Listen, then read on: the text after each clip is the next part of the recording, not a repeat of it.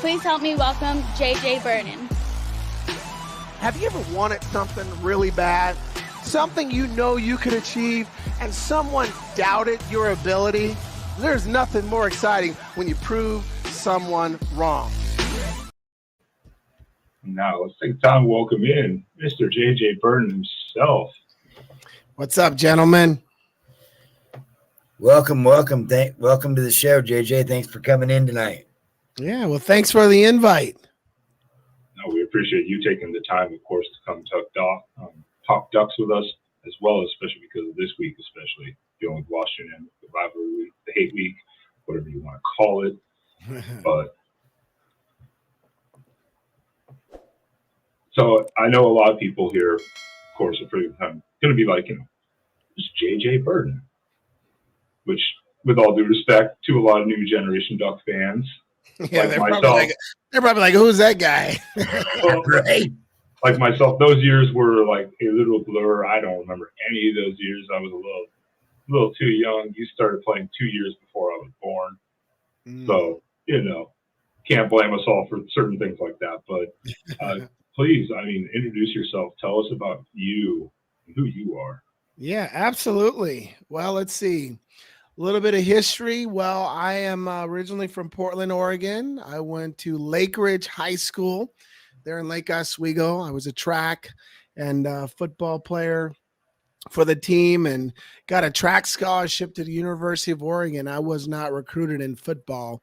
A lot of people don't know that. I actually walked on my second year at Oregon, made the team, and ended up playing 4 years there. And to my surprise, I got drafted into the NFL and then went on to play 9 years in the NFL as a wide receiver, So turned out, I didn't expect it to turn out that way, but I have no complaints.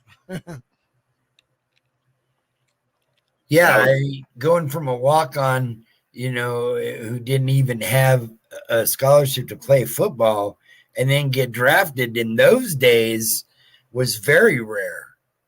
Yeah, it was. My story's kind of unique because when I graduated from Lake Ridge, I was like the number one wide receiver in the state. I was all state. I had these incredible stats, but I was 5'9", 133 pounds, and not one Division I school even looked at me. I didn't even get like a courtesy letter from Oregon or Oregon State. It was all these small colleges. And but I felt I was a D1 athlete, and I knew that if I worked hard, I could get a track scholarship. But I had this plan. Whatever school offered a track scholarship, I would ask them what do they think about me walking on 1 year. And every D1 school said no, except for Oregon. Oregon said, yeah, you come run for the Ducks. If you can convince head coach Rich Brooks your second year, you got our blessing. And all I saw was an opportunity, and I went for it. Well, that was the one question, too, because that was the thing I noticed was that, yeah, you didn't have any scholarship offers, but that's why you did pick Oregon, is because they allowed you to actually walk on to the football team. So you could try being a receiver still. Yeah. Because Oregon was, track, perennial. They're a top track program. To stay home locally was an attraction too. But I was just surprised that, I was recruited by all the Pac-10 schools for track and a bunch of schools back east because I was a good long jumper. But Oregon was, they didn't think it was a crazy idea. The only thing I had to do was I had to create the opportunity, meaning that, and I don't know if you guys heard this story, but my first year I ran track, and then that spring when the Ducks were doing spring football, I would go out and watch practice.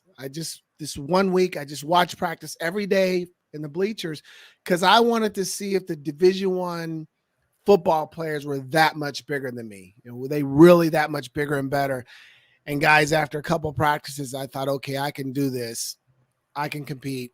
Now I just got to get noticed. So the next day I go stand on the football field by the goalposts because I'm hoping a coach will see me.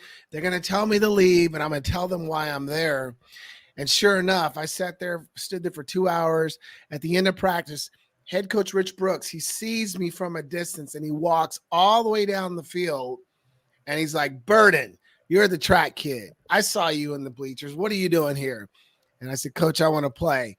And he's like, nah, we evaluated you. We felt you were too small. I said, Coach, no, I want to play. I can do this. And we went back and forth, and he finally said, okay, come to my office tomorrow and let's talk about it. So I went to Rich's office the next day, and I just convinced him. I said, just give me a shot, give me a shot, give me a shot. And he finally said, okay, the track coaches have approved it. We're going to let you walk on. And what's interesting is he goes, we'll just see how it goes. He didn't say, when you make the team, if you make, it was like, we'll just see how it goes. And that's all I needed. Just give me a shot. And I remember going to that first practice, guys. There were like 12 or 13 wide receivers on the depth chart. I'm walking out of the locker room and I see the depth chart, and I was like second to last. So I'm way down there. And I think most people in a situation might think like, well, this is not fair. They're not going to really give me an opportunity. I was like, how fast can I move up the depth chart? I mean, I saw it as a challenge. And so needless to say, it took me about 2 weeks, and I moved up and I backed up Steve, what's his name? Lou Barnes and Scott Holman. They were junior wide receivers, and I backed them up and made the team, and that was really the goal. It wasn't to play in the NFL. It was just to prove to them I could play D1 football. That's pretty awesome, man. What I mean, back then, Oregon football definitely wasn't what it is today. But what was it like to play for a coach like Rich Brooks? Because you hear so many nothing but love for Rich Brooks from every aspect of walk of life you can imagine. What was it like playing for him and convincing him? Yeah.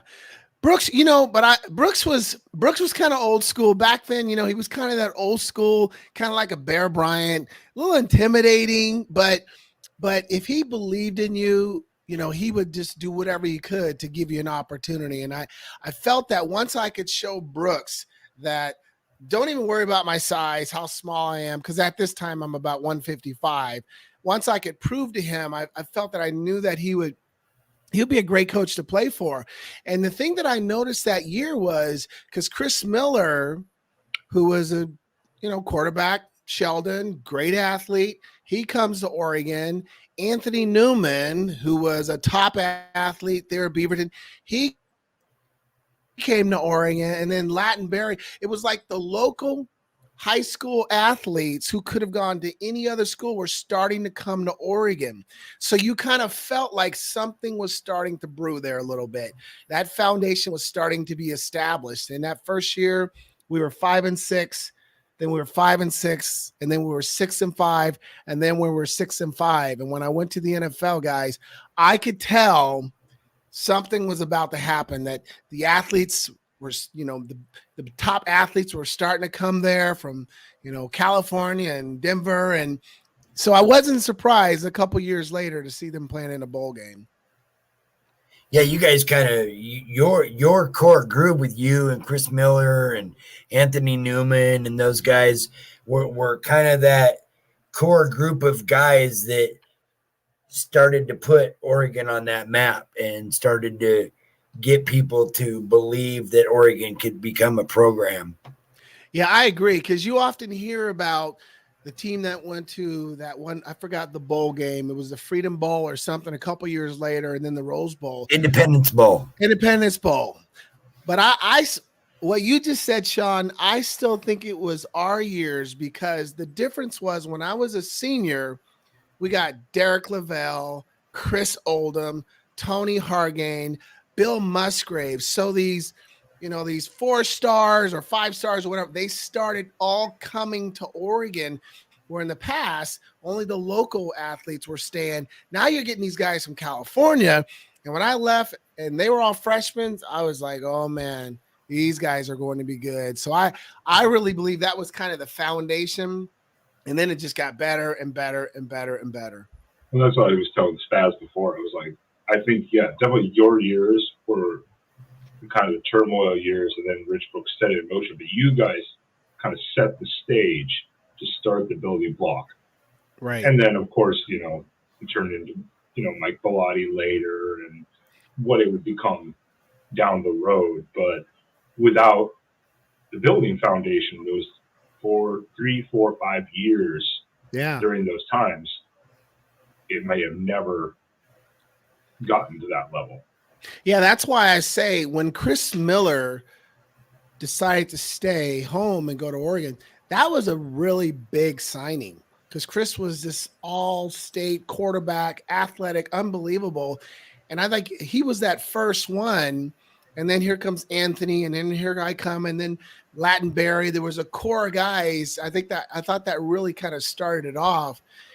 But man, guys, I didn't ever think that it would evolve to what it's evolved to today. I mean, man, an amazing program we have, not only just from a success standpoint, from a marketing and branding standpoint. Obviously, Nike has put their name all over Oregon, and it's really nice. It's really nice to see that because when I went to the NFL, guys, I remember guys that like went to Alabama or Notre Dame or Clemson. They're like, Oregon? Who's that? You guys got a football team? That's the kind of jokes I would hear. But now, obviously, everybody knows who Oregon is. Well, and since you're bringing up the NFL too, is because I had a question. And since we're on that track a little bit, I mean, we don't have to go deep into the NFL, but I know Spaz had specifically one question he really wanted to ask about that. But allegedly, you were quoted as saying either at the combine or after you were drafted, I had a quote unquote unimpressive college career. Is that a legitimate quote? Oh yeah, that is very accurate. I wanted to make sure it was in quotes, so I was like, I don't know if he actually said that or not. So I wanted to verify before people go. It's very true. It's very true, and I proudly share that because there's been a lot of great Oregon wide receivers who had impressive college careers. I mean, we could list all the wide receivers, but when you look at my stats, guys, I caught 3 passes my freshman year, 3 passes my sophomore year, 21 my junior year. Then I broke my arm against Nebraska, I think the 5th or 6th game. Then my senior year, I had 19 catches and 1 touchdown, and I severely twisted my ankle against UCLA and missed 4 or 5 games. So when you look at my stats, it's like you don't see NFL player, and it's one of the things I tell people, like, hey, maybe I don't have the stats of all the Oregon wide receivers of the past, but next to Ahmad Rashad, I don't know if there's been any Oregon wide receivers who played longer than me, so I'm pretty proud of that, how long my career turned out.